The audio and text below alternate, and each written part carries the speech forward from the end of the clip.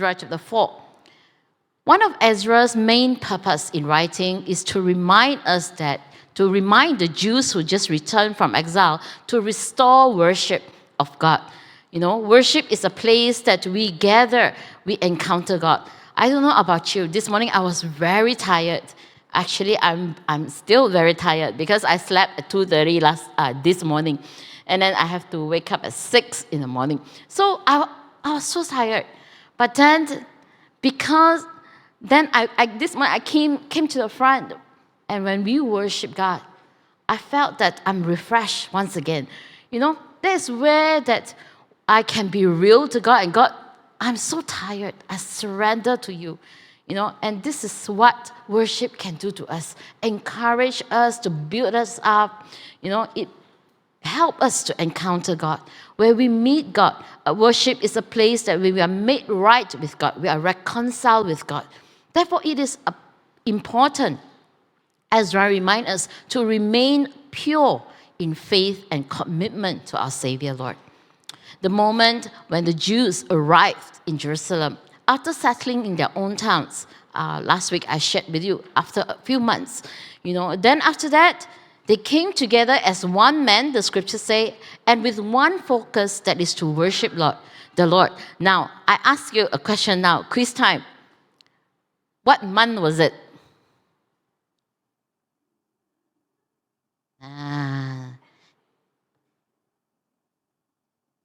Tishri. Which number what? Month number what?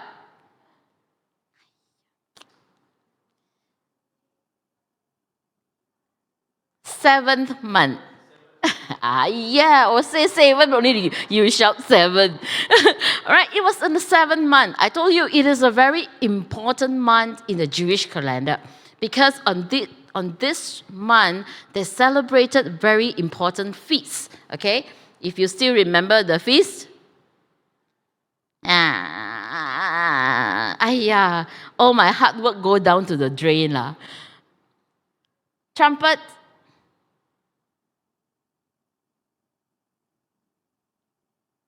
Okay, I don't want to tell you. Go home and do your homework. Okay, so on the 7th month, they came together. The first thing they did, even before the 7th month, the first thing they did is they erected an altar because no more temple. They erected an altar and they began to offer burnt offerings and sacrifices to the Lord. And from there on, they began to work on the building of the temple. So last week when we ended with Ezra chapter 3, after the foundation of God's temple had been laid, what happened? The people of God, shouted with praise, thanking God for His love and faithfulness. Okay, some wept out loud, right? And chapter 3, verse 13 says, no one could distinguish the sound of the shout of joy from the sound of weeping, because the people had made so much noise and the sound was heard far away. Remember, I challenged you, what do you do tomorrow? Come here, right? I think I got challenged you lah. I don't know, you still remember or not. We want to experience what is loud worship. Come, the next 3 nights, it will be loud when 400 people praising God together. I even say that you can even stand at a car park and you can hear them singing. What we want to do, it's not that we just want to hear what is loud, but that we want to be tapped into the worship of God, so that the worship in us will be fired up. So the next Sunday when we come back and worship, we worship out loud. I hope you will do that lah. It's just a hope and a prayer. But just now when I asked about cheer, when you say, we have 340, all of you were cheering, and I was like, very encouraging. I hope that you maintain that in your worship. All right? Okay, so the Lord opened the way for the people to come back to Jerusalem. The Lord provided their needs. And it is also the Lord unites their heart and mind. Though there was a little hiccup here and there, but they turned their fear of man to the fear of God. Instead of focusing on the fear and worriness, they focus on the law of God and their trust in the Lord. And that's chapter 3. And this week, as we look into chapter 4, which reminds, when I read that, I was like, hiya. It reminds me of this Chinese proverbs called 好花不常开,好景不常在. Okay, to some, I'm speaking in tongue. Okay, so I brought this 好花不常在,好花不常开,好景不常在. I asked ChatGPT, help me translate. Okay, what ChatGPT tells me.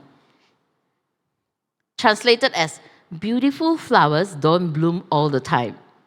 Good times don't last forever. Then it explains further. This proverb reminds us that life is filled of ups and downs. Agree? And nothing pleasant or beautiful can last indefinitely. It serves as a reminder to cherish and appreciate the good moments in life while they last, as they may be temporal. It is also suggests that during difficult times, one should remain patient and hopeful, knowing that better times will come again. When I read this, I was like, wow, is ChatGPT Christian? It tells us that even in a hard time, we must have patience. We must be hopeful. Wow, sigh. This AI is really something, all right? Okay, and that is what exactly happened to the Israelites, when they returned to Jerusalem. Everything was okay when we read chapter 1 to chapter 3. The exile, the return, the rebuilding, everything seems very smooth. But as we turn into chapter 4, here comes the trouble. The verse 1 itself tells us that the enemy of Judah and Benjamin was there. I can imagine the Jews were like, what? Not again? That's where the title comes from. Not by me, but by Reverend. Okay? Chapter 3, verse 3. The surrounding people were already there. They are not happy with this group of Jews. And they even threatened them. But the Jews ignored. But they focused in the work. So their plans, the enemy's plans, didn't seem work. So in chapter 4, they became more and more aggressive. Verse 1 tells us that the enemies of Judah and Benjamin, when they heard that the Jews were building the temple of the Lord, and when they heard the sound of the excitement after the foundation of the temple was laid, they returned to frustrate God's people. Verse 2, they came to Zerubbabel and the leaders. They offered help to build the temple with them. They say, let us help you lah, because we are also part of you ma. We also worship your God ever since Esarhaddon, the king of Assyria. Now, sounds good, right? They offer ma, when you want to build a church, then these strangers, non-Christians, they come and help you. Are you happy? Not happy, ah? Some happy, some not happy. Hey, free of charge, they provide you cement. Not happy, ah? Happy, right? Okay, as pastors or priests of the church, we were like, hallelujah, God provide. Right? But why why when we read on, why Zerubbabel and the leaders are not happy about it? Okay, who are these people? Last week I explained to you, they were non-Jews who were moved to Samaria, okay, by the Assyrian during the 722 BC, right? With the intention, why I also tell you that, okay, the Assyrian conquered the northern kingdom, and what happened is they put all the Gentiles, they bring in all the non-Jews, put inside Samaria, okay, the capital city of Israel during that time, the northern kingdom, with the intention to remove, with the intention to weaken their people, means that so that you got Gentiles inside, so the Jews cannot unite, because they also took some of the Jews out. Okay, so that with the intention to weaken the people and to erase their identity. Because their intention was that these Gentiles will come, get married, and this bunch of Jews will no longer pure Jews. Okay, so when they came to Samaria, what did they do is they actually brought all these, the Gentiles, they brought their own idols and worship in the land of the Lord. And 2 Kings tells us that after they did that, God was very angry and he killed some of them. So in order to survive, they quickly married the local Jews and they adopt the worship of Yahweh God. Okay, that is why these people are called the Samaritans. I explained that in the gospel, we have this bunch of Samaritans that the Jews look down and think that they don't belong, the salvation of the Lord doesn't belong to them because they are not pure Jews, right? So verse 9 and 10 also tell us that they were from Triopolis, Persia, Iraq, and Babylon, and Elamites of Susa. They claimed that they worship the Yahweh God.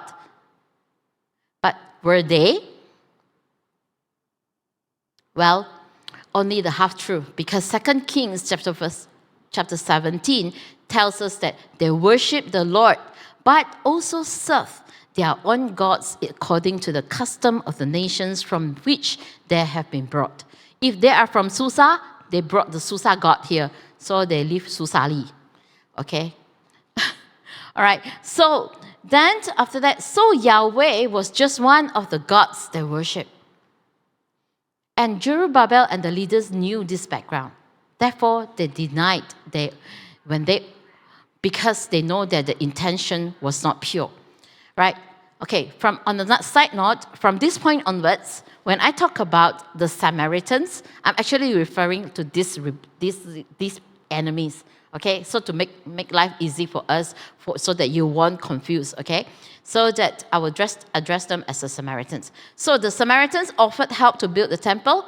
Their intention was not right because Ezra, if their intention is good, Ezra would not call them the enemies, right? Okay, in verse 1. So Zerubbabel and the leaders know their background, and they came to and in verse 3, they turned to these Samaritans and said, "Oh, no thanks, we are okay. We are God's people. It is better for us to build God's temple ourselves, just as Cyrus has commanded us." So when you heard Zerubbabel, how they reply, it sounds like they are very exclusive and also very proud. Like, people want to help, also don't want to help. But because they knew who these Samaritans are, and being exiled for 70 years in the foreign land, these leaders, Zerubbabel and the leaders, they had come to realize that God demands his people to worship him wholeheartedly. One of the reasons why they were in exile, God throw them into exile, it was because their forefathers failed to follow God wholeheartedly. Because they disobeyed God and they bowed down to idols. So for these Jews that returned to Jerusalem, surely they did not want to make the same mistake again, correct? They wanted to keep themselves pure in worship to the Yahweh God. So they rejected the Samaritans because they knew the work of God belongs to the people of God. The work of God belongs to the people of God. Who is the people of God today?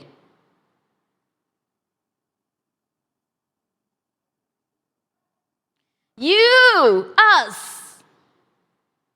So the work of God needs us to do. And it's not someone else outside. Okay? So when it comes to ministry, do you think that church ministry should be exclusive or inclusive? Inclusive means like everybody can. Don't care whether you're Christian, Buddhist, Muslim, everyone can. Exclusive says that no. Christian means Christian only. For me, I think it's both. It is inclusive because we want the whole church to involve in serving, yet it is exclusive because only for the people of God. Because to serve God, we must have a common faith and order. We must have a common vision and goal. Because serving God is doing God's work, it is involving in his mission. It is to fulfill his mission. Therefore, unlike charity or welfare, we are serving the people. So therefore, welfare and charity can be more inclusive. Even it's okay when we work with people of other faith. But when it comes to the Christian faith, how we run our church, what do we teach, and how we worship God, it should be exclusive. Like to be a church leader, it has to be someone of the same faith, same doctrine. Then only can be our cell leader, right? We cannot simply appoint a non-Christian and to be our cell leader or to lead our youth, because the work of God is exclusively for the people of God. And we are the people of God. If we don't do it, who will? I always believe that when we love God, we are driven to obey Him and to serve Him.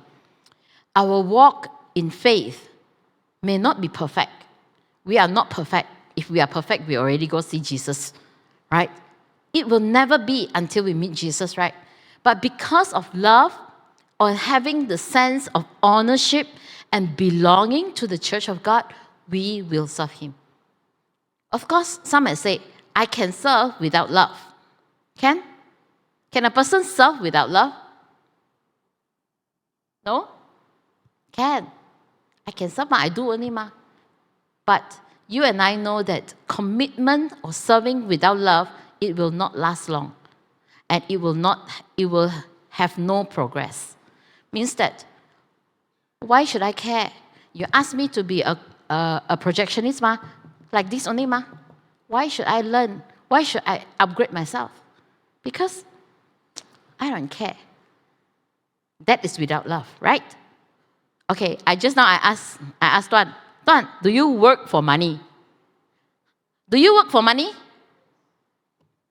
Alright, all of us work for money lah, okay? Honest lah, okay? I think who don't work for money, maybe the staff, the church staff. But we also work for money, eh? No money, you think we want to serve, eh? Amen. Okay, now I ask you a question. All of us work for money, right? Money drives us to work. If money is not good, means our salary is not good, do you think we will continue to work? No. Are we willing to do overtime for that work if money is not good? I know someone who loves her job so much lah. Until midnight also she work. Kan, Angela? Agree, Joe? Okay. If there is no OT to pay, do you think we want to do OT? But if the money is good, no matter how hard the work is, how troublesome the work is, how we will still endure. Because we will even walk a second mile for it. We will OT every night because the money is good. Almost the same. If we love God and our love is true, we will serve no matter what. But if we don't have the love, we will be very calculative in our serving. That's what I'm trying to say. Therefore, when we know the purpose of serving, we will serve sacrificially. And when we know who are we serving, we will serve Him passionately. Because the work of God belongs to the people of God. This is the family of God. Even though some of you are visiting, we are still in this family of God.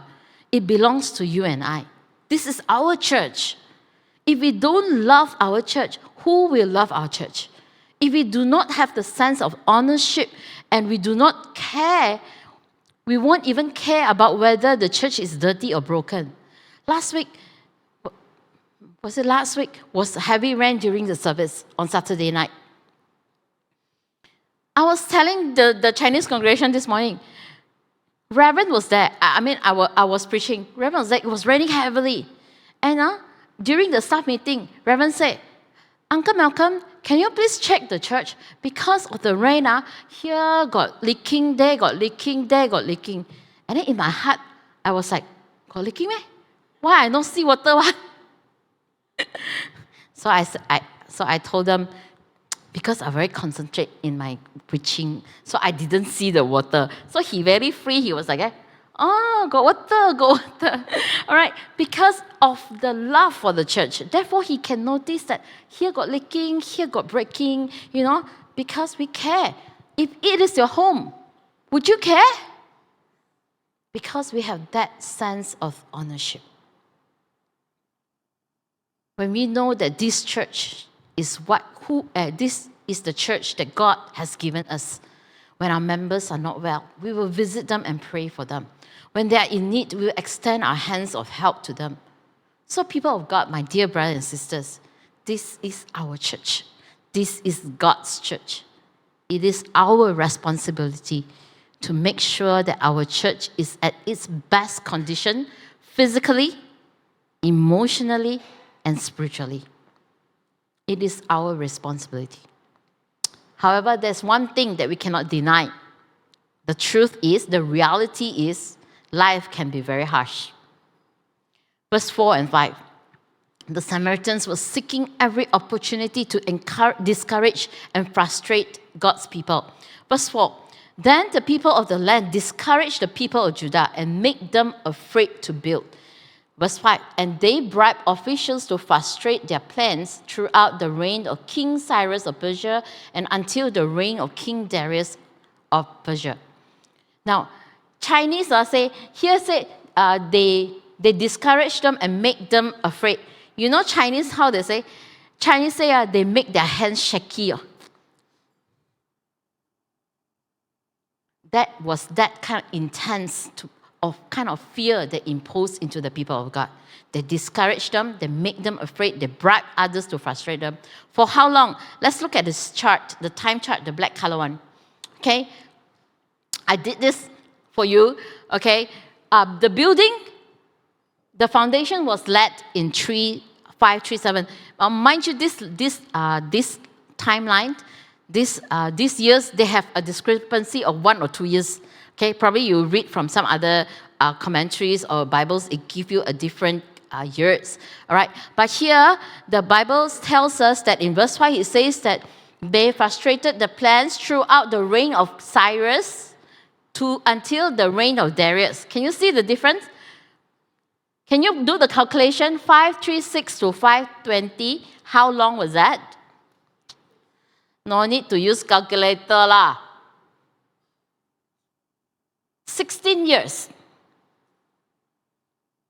For almost 16 years. It's not 1 day, it's not 1 week, it's not 1 year. 16 years they frustrate the work. And when we read on to verse 6 to 23, it talks about King Artaxerxes. Now tell me what year is King Artaxerxes? 464. After 100 years. Correct? And what? Not 100 years.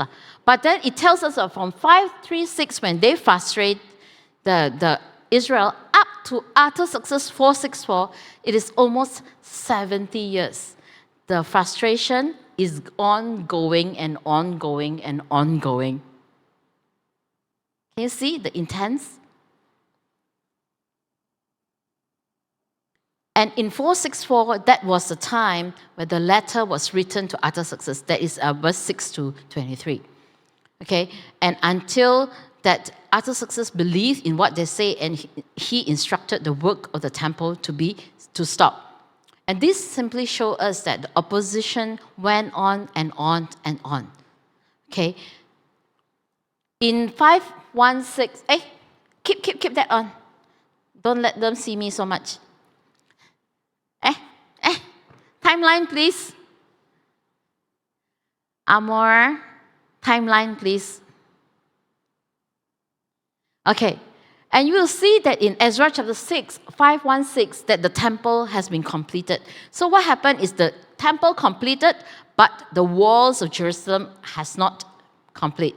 So if we read on, until Nehemiah, that is 445, okay, that is after 20 years of Artaxerxes. That means that also 90 years from Cyrus, the city was still laid in ruins, And when Nehemiah went back to Jerusalem, the opposition was still around. Now you ask me why Ezra put 464 story into Ezra 4, where there is only 500 years. Around that time. Why? Because Ezra wants to prove one thing to us. He is very thematic, okay? He wants to prove to us, and he wanted us to see that opposition never stopped and never will. Until today. You ask every pastor, you ask all of us, Christians, in our walk of Christian walk, do we face opposition? When we decided to serve God, decided to do something for God, do we face opposition and rejection? Yes, it is still go on. So Ezra is trying to tell us that. The reality in life is we are prone to face enemies and opposition. It is real. Life can be very harsh, even when we are walking and following God's timing and will.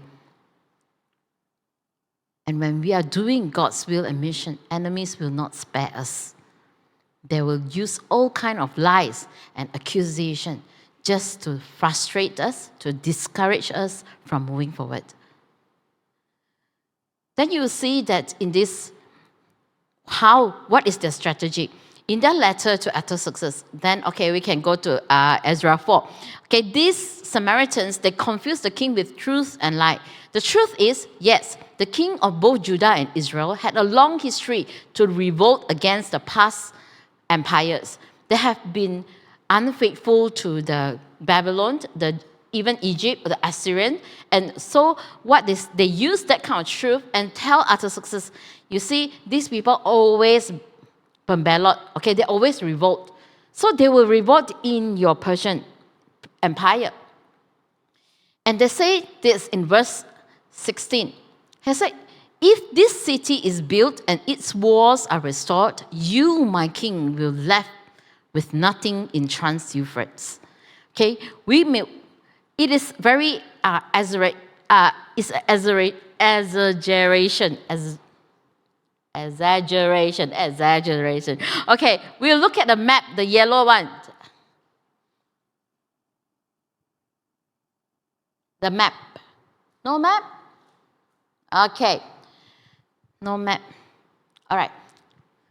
Then, no map means I have to tell you the map. Okay. Actually, empire, the Persian Empire is so big. Okay. But Jerusalem is only a city. Okay. And what did these Samaritans told the king? He said, if this city is built and this temple is built, they will take over your empire. It's like something like they will conquer, you'll take over your empire. Isn't that exaggeration? How can a city, it's not even a country, take over? There, nah. The yellow color is the whole empire. Where is Jerusalem?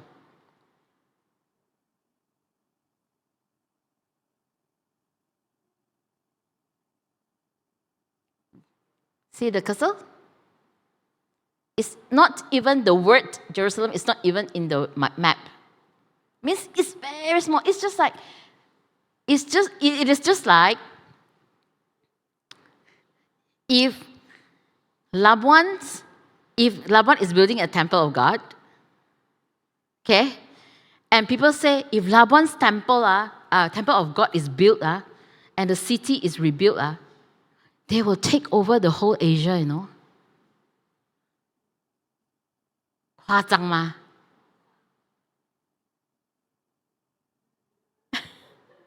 Think about it. How much loss could a Persian lose when Jerusalem revolted? How big would their impact be?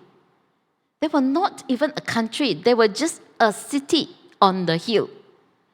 What this Samaritan did was they put a small part of truth in a whole buckets of lies and accusation. It manipulated and misled the king. And the king believed it, and he gave order to stop the rebuilding work. And that is why the wall was still in ruin during Nehemiah's time. And that's the strategy of the enemy. They want us to focus on the problem, the accusation, the lies, so that we get distracted, we discourage, and we don't want to move on. But the truth is, it was just a small matter. It will not cause big impact, correct? So do not focus on the lies, what is small. Do not react upon it. If it is true, if it's not true, respond by putting it aside. People will tell lies about you. They do accusation about you when you want to do the ministry of God. We cannot change how people talk about us. We cannot twist their arms and say sorry because you lied about me.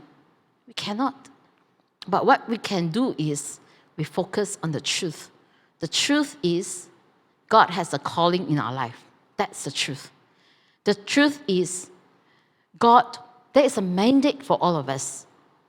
Let this truth speak for itself. In here, Ezra chapter 4, the truth is the temple has already been completed. The truth is the wall was in progress. God's plan is ongoing. So let us focus on what God is doing. Brothers and sisters, life can be very harsh. It can be very unfair. But God is still sovereign. He is in control. So let us focus on what He is doing in your life and my life. If rebuilding is our call in this season of time, let us build and forget, even though there is problems, there are accusations. Fear not, for God is faithful and He is the same yesterday, today, and tomorrow. Whether it was Assyrian, whether it was Babylonian, whether it was Persian, these are all instruments God used to fulfill His word and His plan for His people. It is God who raised up the kingdom. It is also who tear down the kingdom. It is also God who stirred the hearts of the kings and the people to respond. So in all things, we must see that it is the sovereign God, and He is sovereign, and He is in control. Therefore, we want to learn to submit to Him. Our life is a work in progress. None of us are perfect yet. God is still perfecting us. None of us reach the mark. We are in the journey where God is teaching us and renewing us. Hence, we need to work towards it. We need to walk towards the mission God has called us. And in this journey, there are ups and downs, just like ChatGPT say. It is never smooth or boring, but it is adventurous. So opposition and enemies will still around. Lies and accusation will still bother us. But God uses these hurdles or bumps to perfect us. One pastor said this. He said, all these problems that we face, it is God's way to bring us back to His will. I repeat, all these bumps, all these hurdles, all these problems that we face in life, it is God's way to bring us back to God. Correct? We have problem, we seek God. We will turn back to God. So do not be discouraged. The challenge is if trials continue to come to us, will we still steadfast in the Lord? Or we will bring the work of God to a standstill, means we stop everything. Jesus said in John 15:19, if we belong to the world, it would love us as its own. As it is, we do not belong to the world, but Christ has chosen us out of the world. And that is why the world hates us. So take courage. Even the world hates us, we are on the right track, for God is on our side. Amen? So we are also in His sovereign hand. This one, last night, Reverend used this illustration. I find it very helpful because that he said, we are all in the hands of God. Correct? You and I all here. But if God shake a bit, means our whole world shake, right? But are we still not in the hands of God? Think about it. And this is the encouragement and assurance God has a greater purpose in calling our lives. So we need to change our perspective. We need to look to God instead. We need to focus on His sovereignty. Always know that God's word spoken will not return in void. So God's will is certain and we can be assured of. So brothers and sisters, if we as the chosen people of God do not trust God, who will? If we do not love Him, who will? Again, if we, the people of God, do not serve Him, who will? May the Lord speak to us.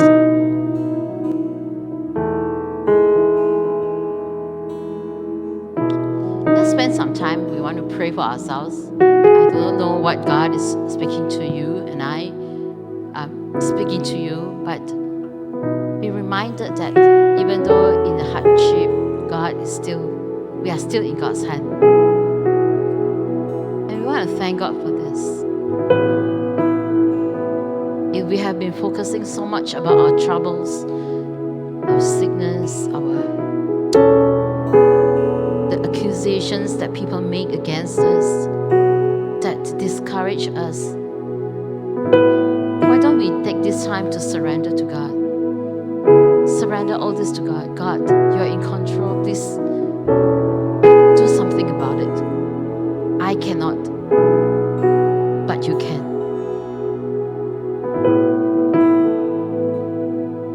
If you have been faithful in the past, I know and I trust that you can be faithful today and also tomorrow.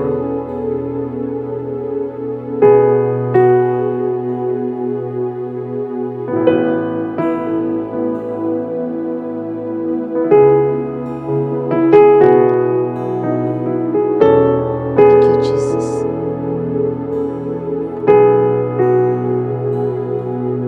This morning we want to use this song as a prayer and tell God, God, I want to look to you. I won't be overwhelmed with all these troubles that surround me, but give me a vision that I can see that your hand is at work. God, I look to you.